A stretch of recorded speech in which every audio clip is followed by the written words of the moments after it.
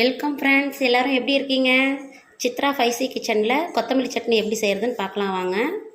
கடலப்பருப்பு, உளுத்தம்பருப்பு,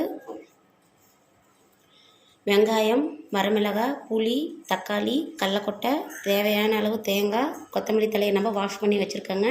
இதை ஃபஸ்ட்டு நம்ம வறுத்துக்கலாங்க. கடலப்பருப்பு, உளுத்தம்பருப்பு, கடலக்கொட்டை இதை வறுத்துக்கலாங்க. எல்லாமே தனித்தனியாக வறுத்து தாங்க நம்ம செய்ய போகிறோம். கடாயை வச்சுங்க. கடலப்பருப்பு, உளுத்தம்பருப்பு, கடலக்கொட்டை இது மூணையும் நம்ம வறுத்துக்கலாங்க.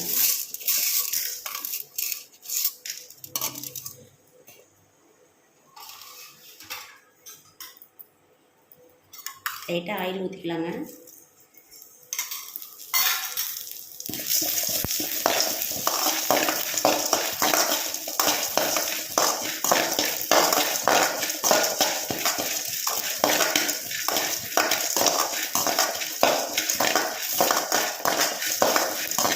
தனித்தனியாக வறுத்து தாங்க சட்னி அரைக்கணும்.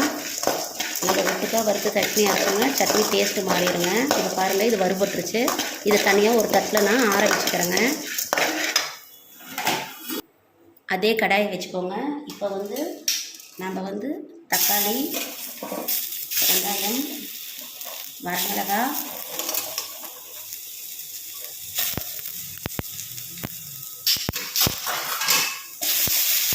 பூண்டு சேர்த்துக்கலாங்க. ஒரு 4 பல். தேவையான அளவு எண்ணெய் ஊற்றி வணக்கிக்கலாங்க.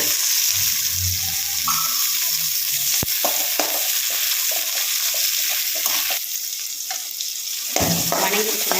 இதுலேயே நம்ம அந்த தேங்காய் துருவி சேர்த்து வணக்கிக்கலாங்க. லைட்டாக வணக்கினா போடுங்க, நல்லா வணங்க வேணாம். நம்ம இதை மாற்றிக்கலாங்க.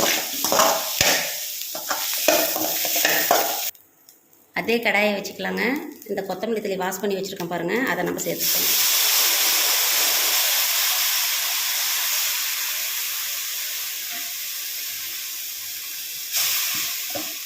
நல்லா வணங்கக்கூடாதுங்க. கொத்தமல்லி தழை லைட்டாக வணக்கிக்கலாங்க.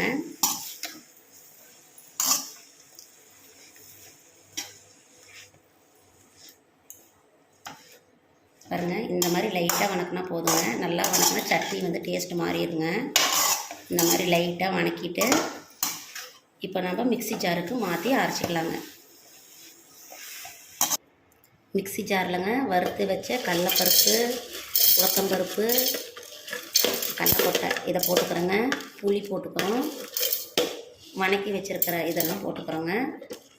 போட்டுட்டு இதில் உப்பு சேர்த்து லைட்டாக குறன்னு அரைச்சிக்கிறோங்க. அதுக்கப்புறம் தான் கொத்தமல்லி தழையை போட்டு அரைக்கணுங்க. தேவையான அளவு உப்பு போட்டு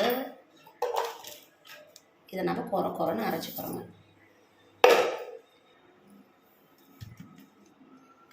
பாருங்கள், இந்த மாதிரி அரைச்சதுக்கப்புறம் நம்ம இதில் கொத்தமல்லி தழையை சேர்த்துக்கலாங்க.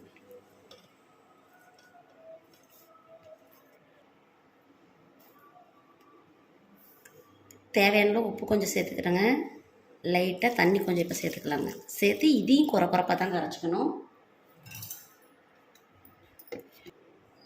பாருங்கள், சட்னி அரைச்சாச்சுங்க.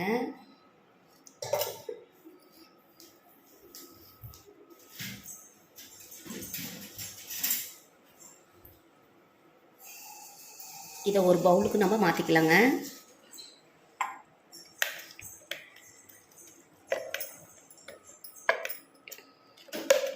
இட்லி, தோசை, சப்பாத்தி, சாதத்துக்கு நல்லா இருக்குங்க ரொம்ப. இதை நம்ம தாளிக்க தேவையில்லைங்க. அப்படியே சாப்பிட்லாங்க. கொத்தமல்லி சட்னி ரெடிங்க. பிடிச்சிருந்தா லைக் பண்ணுங்கள், கமெண்ட் பண்ணுங்கள், ஷேர் பண்ணுங்கள், சப்ஸ்கிரைப் பண்ணுங்கள் ஃப்ரெண்ட்ஸ். தேங்க்யூ.